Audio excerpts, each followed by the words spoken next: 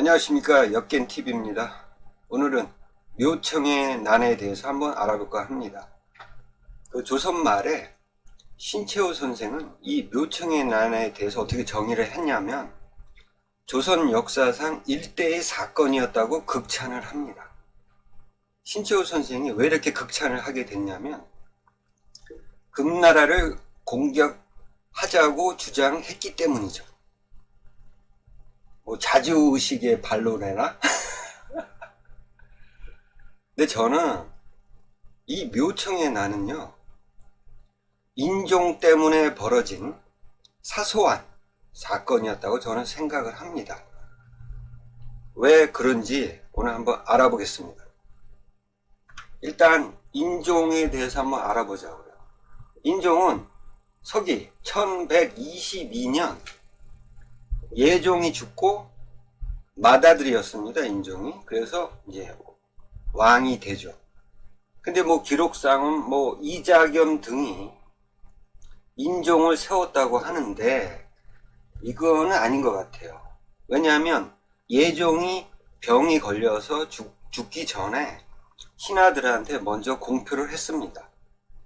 인종이 다음 보위를 잇는다 이렇게 했기 때문에 뭐 이자겸이가 왕을 세웠다 이거는 좀 잘못된 것 같아요. 인종이 조금 못생긴 것 같아. 용모가 준수하고 키는 작으나 얼굴이 풍부하며 살이 찐 편. 못생긴 거지. 근데 성격이 지혜롭고 배운 것이 많으며 또한 매우 엄명했다. 뭐 왕의 어떤 자질은 좀 있었던 것 같아요. 근데 왕이 될 때 나이가 14살 이렇기 때문에 좀 이렇게 왕으로서 어떤 통치 행위를 하기에는 좀 어렵지 않았을까. 그래서 이 이자겸이 누구냐면요, 예종의 장인이었어요. 그렇다면 인종의 외할아버지가 됩니다. 그러니까 이자겸의 딸, 둘째 딸을 예종의 왕비로 들였기 때문에 거기서 난 아들이 바로 인종입니다. 그러니까 인종은 이자겸이가 외할아버지가 되는 거예요. 근데 인종이 왕이 됐는데 14살이야. 그럼 누가 권력을 잡았겠냐고. 뻔하잖아. 이자겸이죠. 그러니까 자기 그 딸을 예종의 왕비로 들였기 때문에 그때부터 권력의 맛을 들였지. 근데 자기 외손자가 이제 왕이 된 거야. 그러니 뭐 조정은 뭐 이자겸의 세상이 된 거죠. 그런데 이 이자겸이가 욕심이 너무 많았던 거야.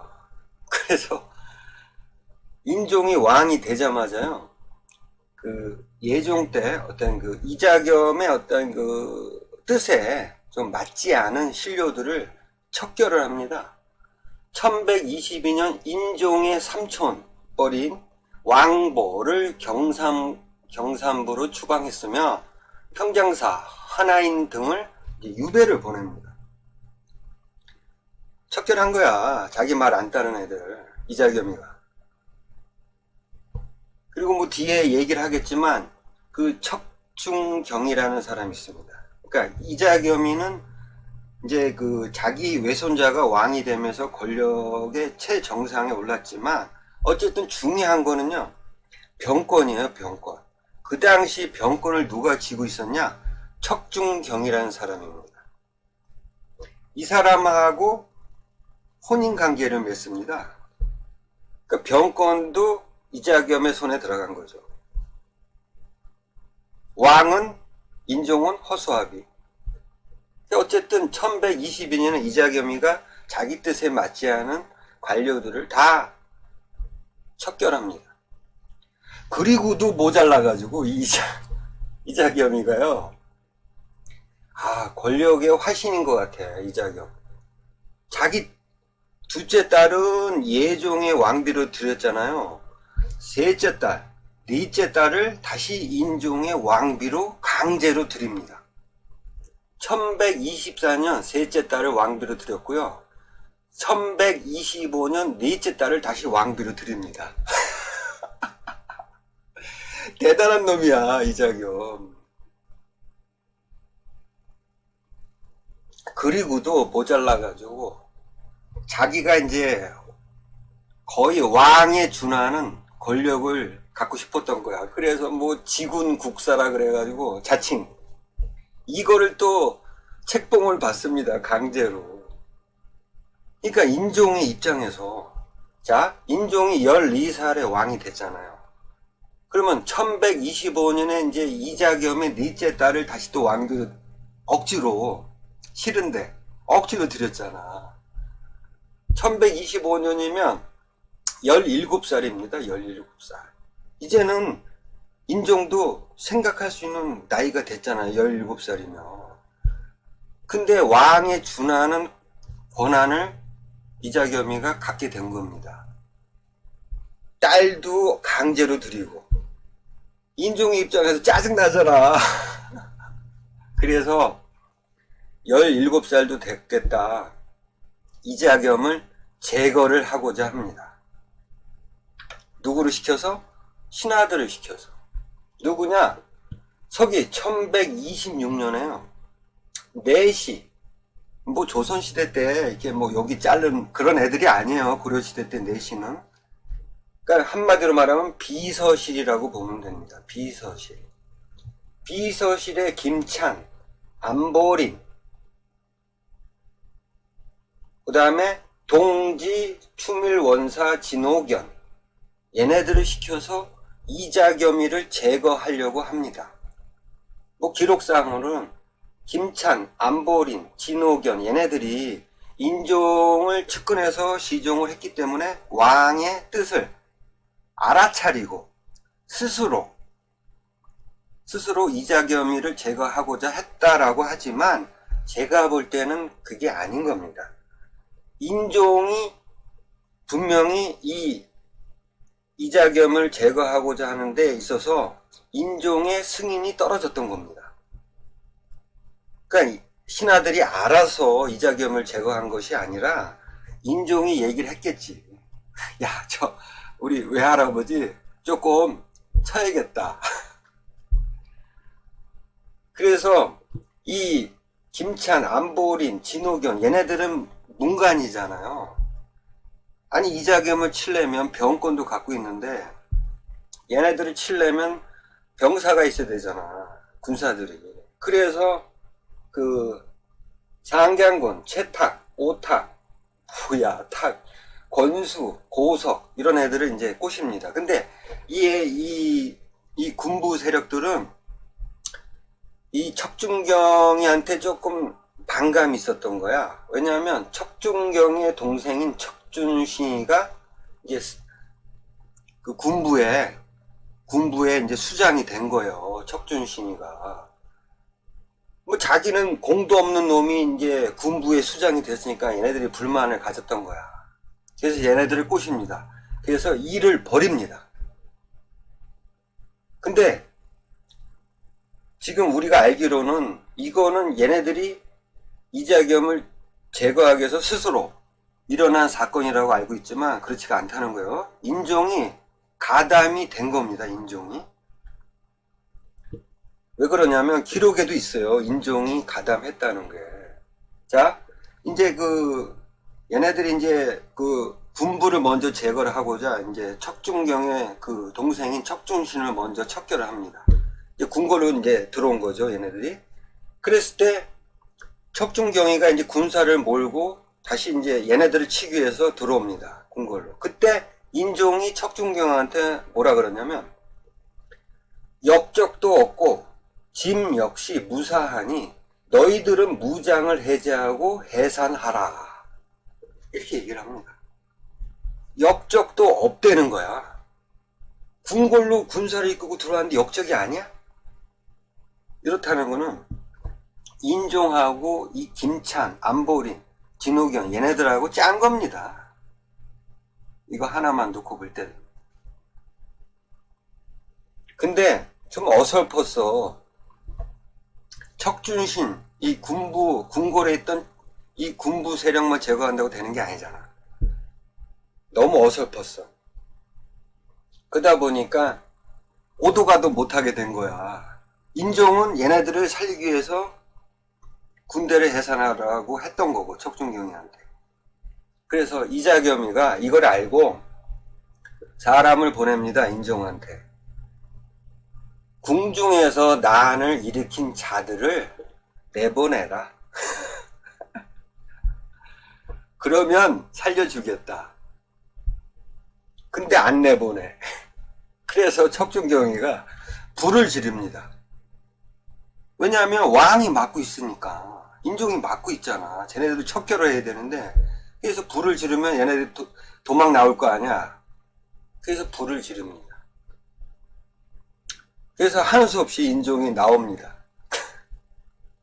그랬더니 이자겸이가 어차피 궁궐이 불탔으니까 연덕궁으로 나가 있어라.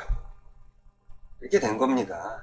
뭐 기록상으로는 뭐 이자겸이가 왕이 되려고 했다.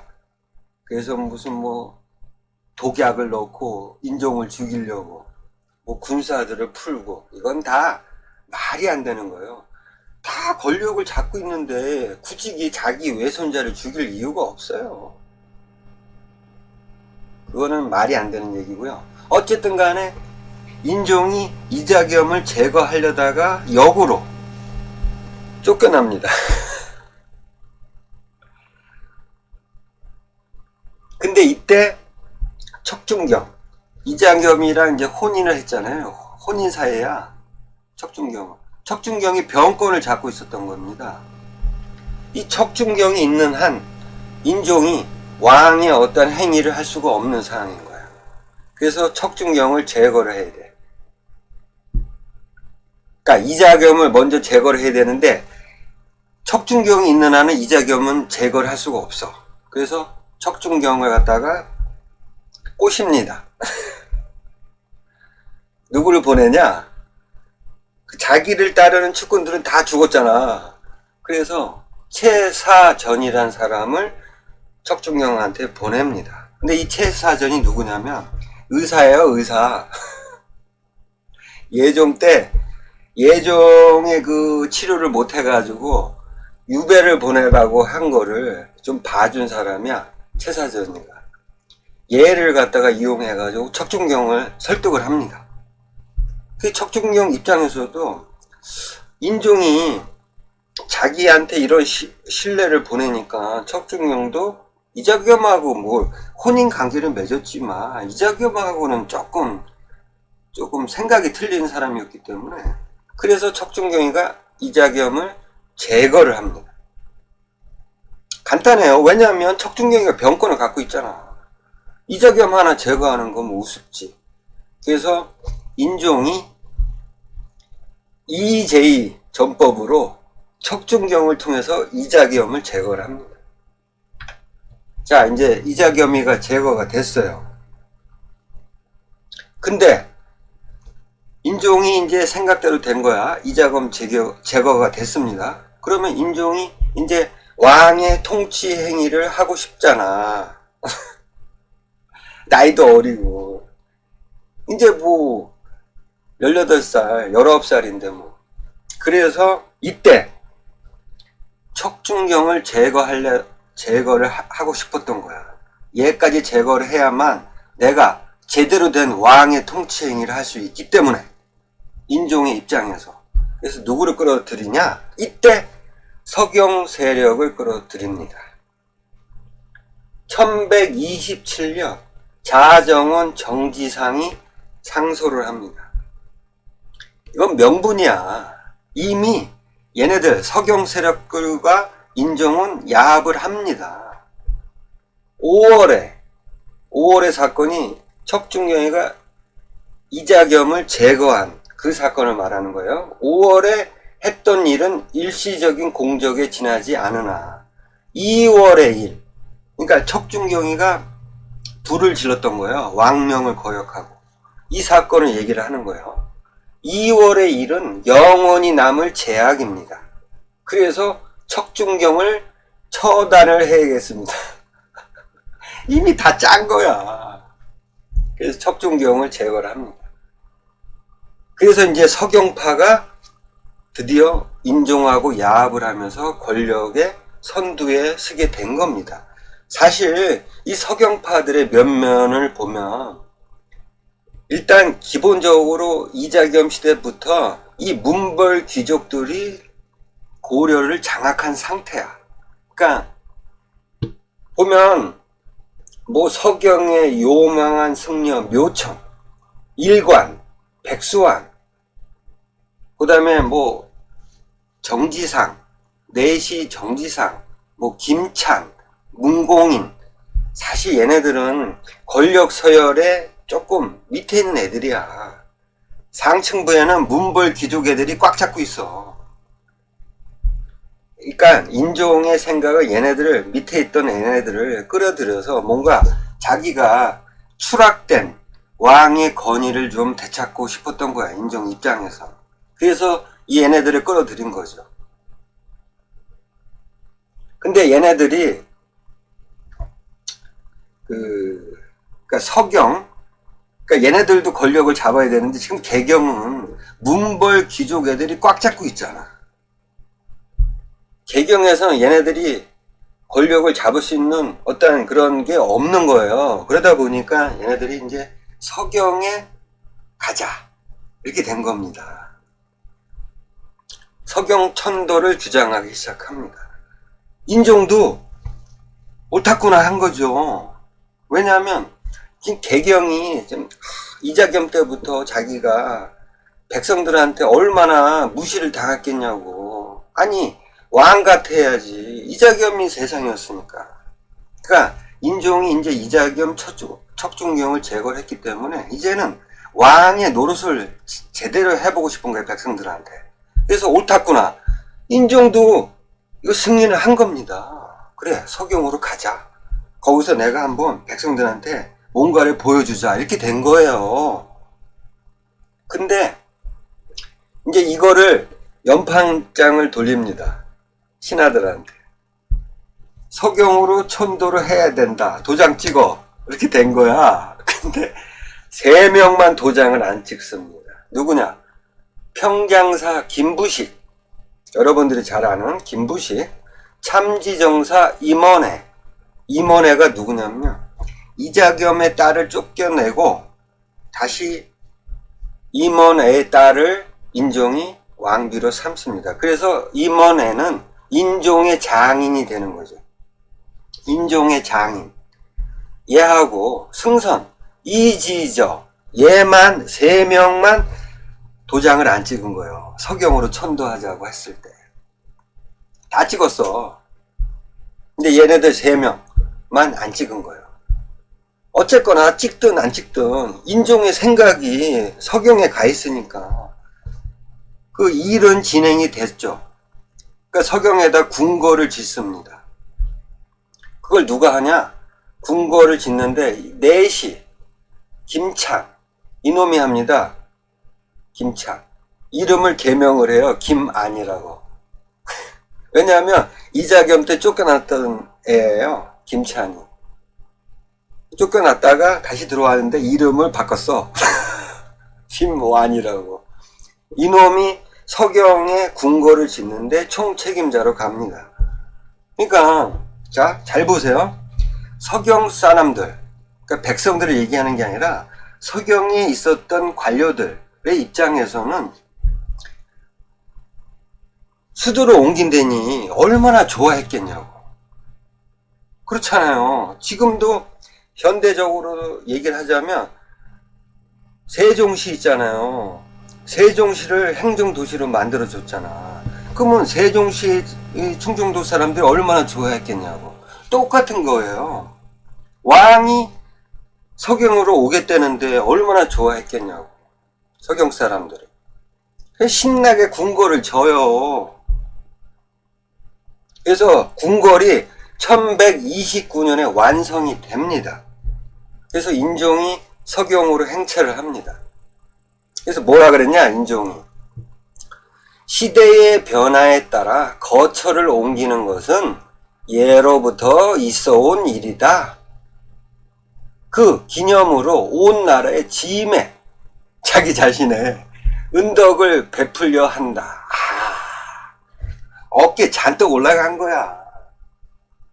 이제 왕의 권위를 찾은 겁니다. 그래서 이때 1129년에 유배 보냈던 애들도 다 방면하고 제수들도 방면하고 이제 왕의 통치행위를 진짜 제대로 한 겁니다.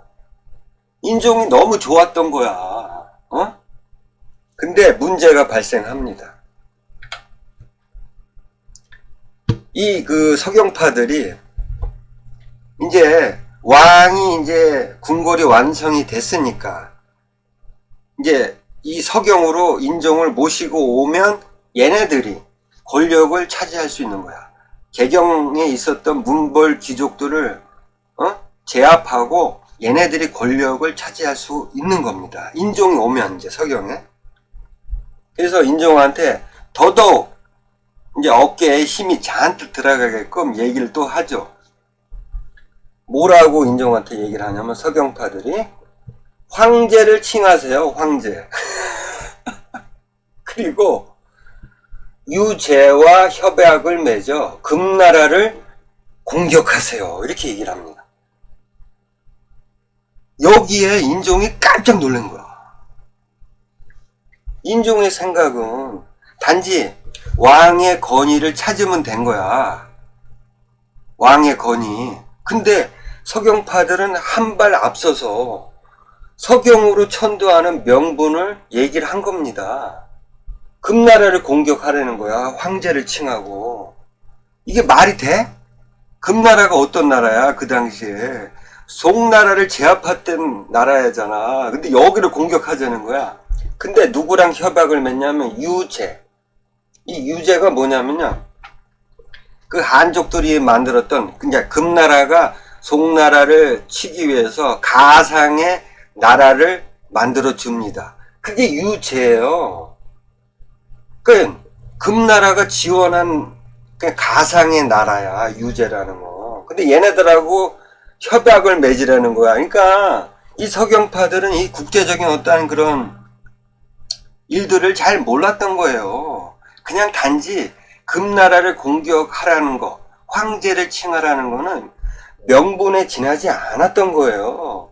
실제적으로 금나라를 공격하자는 얘기가 아니었던 거야. 근데 중요한 거는 인종은 단지 왕의 권위만 되찾고 이렇게 했으면 좋겠는데 얘네들이 갑자기 뜬금없이 황제를 칭하고 금나라를 공격하자니까 얼마나 놀랐겠어. 그래서 이때부터 서경파들에 대한 어떤 신뢰라고 할까? 이거를 접습니다. 또 배신을 때린 거야. 옛날에 이자겸이 칠 때 척준경이 이자겸을 제거했는데도 불구하고 척준경을 제거를 했잖아요. 인종이. 또 서경파들을 또 제거하고 싶었던 거야. 내가 볼 때는요. 그래가지고 이제 그 서경 사람들은 이제나 저제나 인종이 서경으로 오는 날만을 기다릴 거 아닙니까? 근데 인종은 차일피일 밀어요. 그리고 그러니까 계속 이제 서경에서는 빨리 와라 인종한테. 근데 계속 차일피일 밀어. 그러니까 1132년이 됩니다. 그러니까 29년에 궁궐이 완성됐잖아요. 그럼 인종이 가야 되잖아, 서경으로. 근데 안 갔어. 3년이 벌써 지났어. 1132년에 답답하니까 서경파의 하나인 정지상이가 빨리, 서경에 이런 구군이 있으니까 서경으로 빨리 가서 금나라를 제압을 할 수 있다, 서경에 가면. 이렇게 설득을 계속 합니다. 인종이 안 가니까. 그러니까 인종이 그때 도장을 안 찍었던 세 사람 있잖아요. 그 중에 하나인 이지저라는 사람한테 물어봅니다. 야, 이거 가야 돼 말아야 돼? 그랬더니 금나라는 강적이라 상대할 수가 없습니다. 그 다음에 양부의 대신들, 그러니까 말하자면 김부시 세력, 임원회, 외척, 개경이 있잖아요. 그 사람들한테 물어보고 결단을 내려야 되지 않겠냐 이렇게 얘기를 합니다. 그랬더니 인종이 오케이 그래야 될 것 같아 이렇게 얘기를 합니다. 허락하지 않았다. 그러니까 서경파들은 이제 난리가 난 거야. 인종이 서경에 가야 되는데 지금 완전히 이제는 안 가게 된 거잖아. 여기다가 이 서경파들이 깜짝 놀랄 만한 말을 합니다. 누가? 임원회. 임원회가 인종의 장인이잖아요. 그리고 도장을 안 찍었던 사람의 하나잖아.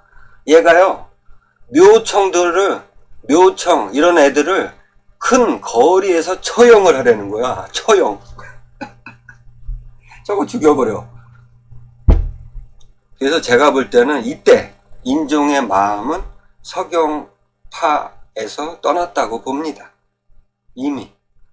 그러니까 이 지금 개경에, 그러니까 서경에 이 서경파들이 다 가 있었던 게 아니에요.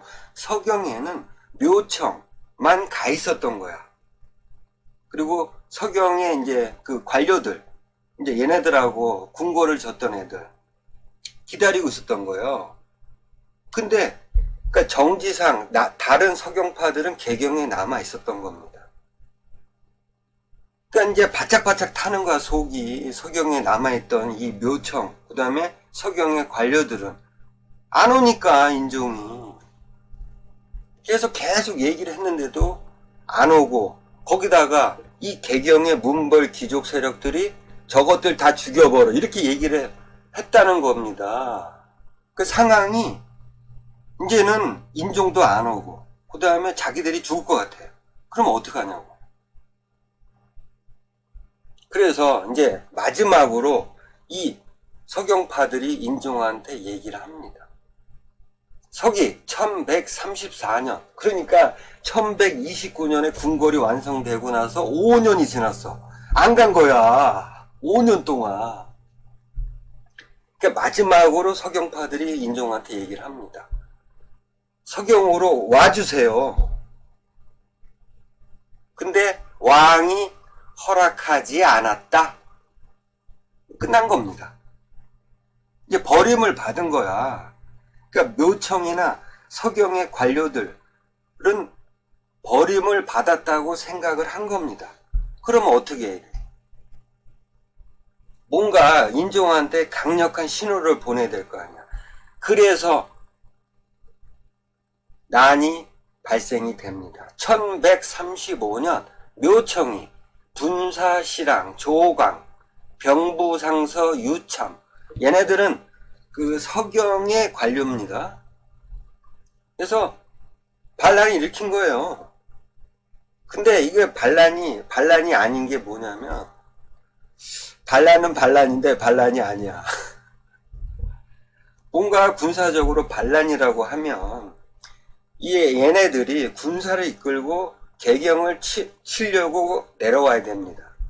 그런 움직임이 없었던 겁니다. 단지 인종한테 빨리 오세요라는 신호를 보냈던 겁니다. 근데 이때 인종이 배신의 아이콘이잖아. 벌써 버렸지만, 서경파들을 벌써 마음속에서는 일단 버렸지만, 이때 김부식한테 모든 정권을 줍니다. 저것들 죽여. 그러니까 자 보세요. 묘청의 난이 서경파들이 일으킨 난이라고 생각이 되면, 지금 개경에 서경에서 반란이 터졌잖아. 근데 개경에 서경파들이 있었단 말이야. 정지상, 김만, 백수환, 얘네들이 개경에 있었어요. 이게 무슨 반란이냐고. 그래서 김부식이가요, 정권을 받았잖아, 인종한테. 저것들 죽이라는. 그래서 죽입니다.